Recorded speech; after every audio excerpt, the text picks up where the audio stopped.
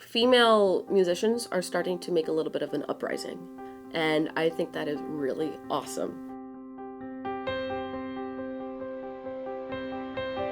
My name is Coral Navarre. I am 22 years old, and I am a student at the University of Central Florida, and I play the trumpet.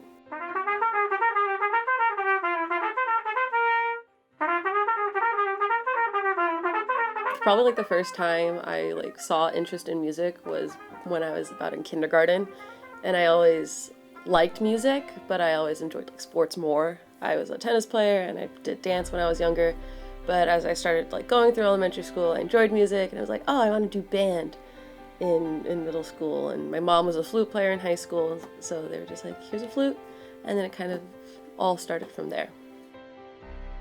I've been a member of the Marching Knights, which is the school's largest student-involved organization on campus.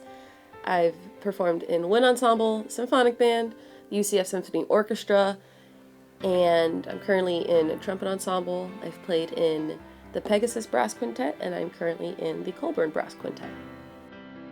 I'm also involved in Tau Beta Sigma. It is a national honorary band service sorority. We are co-ed, so sorority mainly geared towards females. We do incorporate males into our organization as well. And in the past, I have been our corresponding secretary and our lyre guard. And this year, I am the vice president of membership, where I deal a lot with educating the sisters and educating new prospective members that come into our organization. I knew when I was in the 8th grade that I wanted to do music as a study. I know I wanted to go to college for music. I didn't know what. My senior year of high school, I participated in what we called the All-American Army Bowl. That whole experience, performing and learning a routine with a bunch of strangers, it was a big learning experience for me. And I grew a lot as a leader in that experience too. And I remember coming back from that trip, I said to myself, I need to enter the field of education. I need to be an educator. I really like playing the trumpet. I want to keep playing the trumpet. It's fun.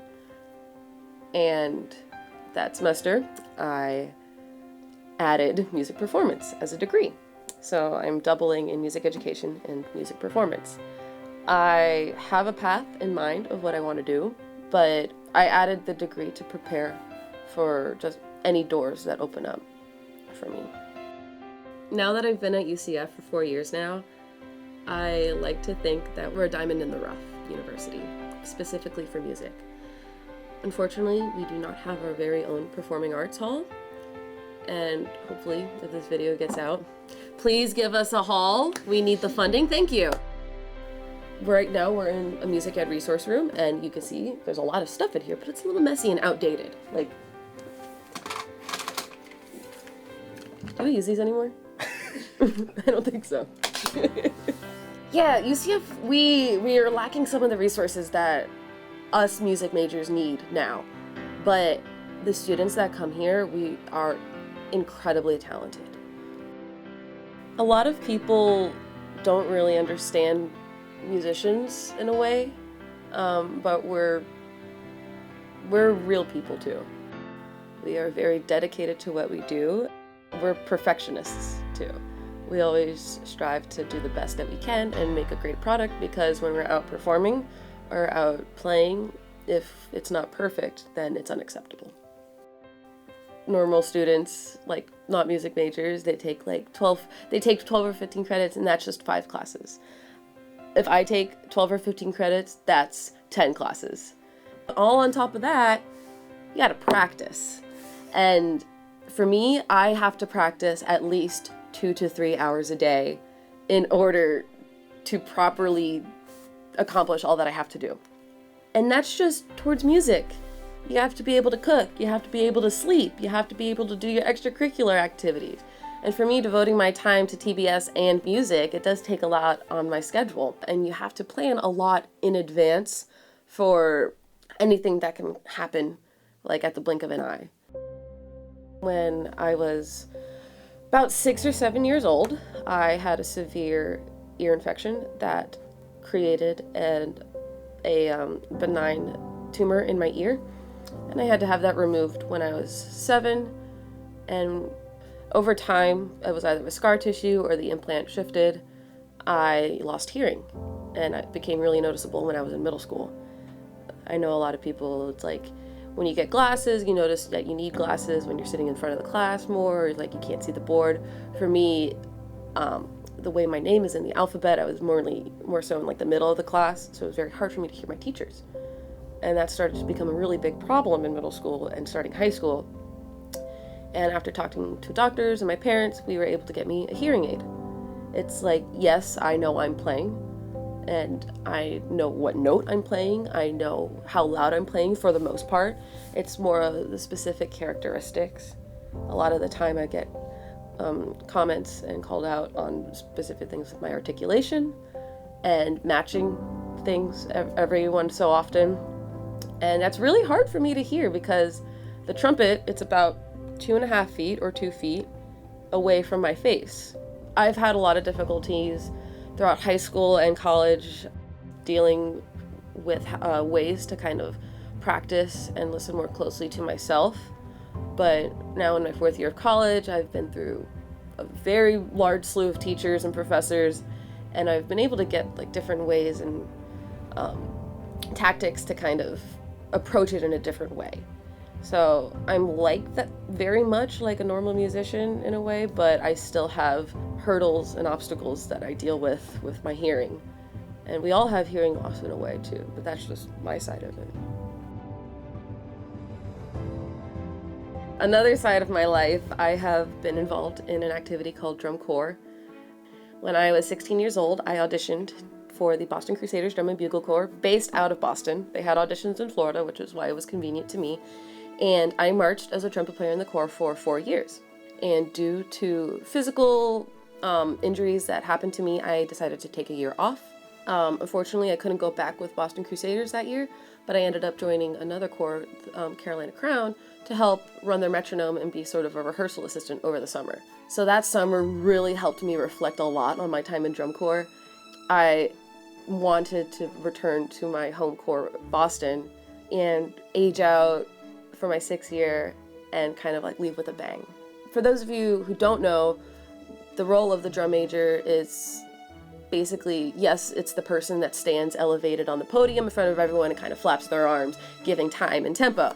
But outside of the performance, the drum major is a big leader of the organization, and they do a lot logistically to keep the membership side of the organization running just as smoothly as the rest of the organization.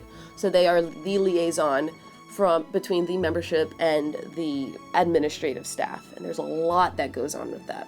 So I went through the audition process, and I received an email on Labor Day, actually, and it was an email congratulating me that I was chosen for drum major, and I was ecstatic. When I was 16, I said to myself, I am going to be the drum major of this corps one day. So having that come full circle really made me proud. It made my 16-year-old self really proud.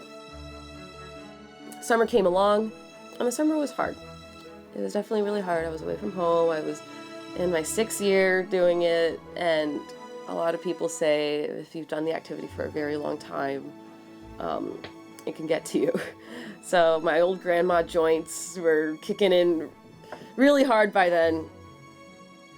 I did learn a lot about myself and how I work with others. And I was really glad that I was able to age out in that opportunity and in that position that I was in, because I have learned a lot of things on how to deal with different types of people, how to deal with confrontation, and just how to be the best individual that I can be. So I really did enjoy being drum major, and all of the experiences that I had within my 6 years of drum corps, I'm able to take them through the rest of my life, either teaching or performing or just being a person. Another part of my life, I have performed in the Christmas parade, the Mickey's Once Upon a Christmas Time parade at the Magic Kingdom for the past 4 years. And 3 of those 4 years, I was actually within a little brass quintet that was performed in front of Anna and Elsa. There was a lot of training that went into it, and a lot of Disney magic, you could say. And I'm obviously not going to ruin any of that here, but that's an outside of the interview type of situation. Yeah, one of my most significant memories has to do with us going down the parade route during a Christmas party night.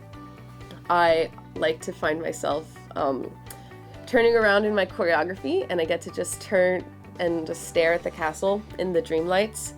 And there was one moment I turned around and I honestly got stuck in my tracks, and I was like, I'm doing this. I'm being able to perform in the most magical place on earth. And it was like a life flash before your eyes moment. I was like, wow, I'm doing this. Okay. And then I turned around and did my choreography and played and be back in character. But that whole moment is probably one of my most impactful moments of my whole music career, for sure.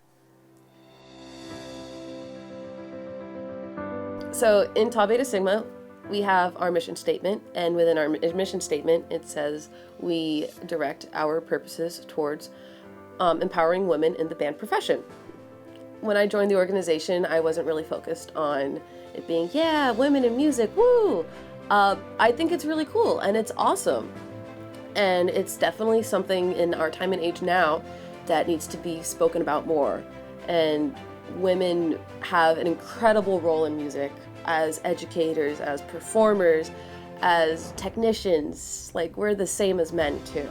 So having that stigma against women being involved in music is definitely changing, and I like to see myself being a catalyst in a way with my efforts, my accomplishments, what I do.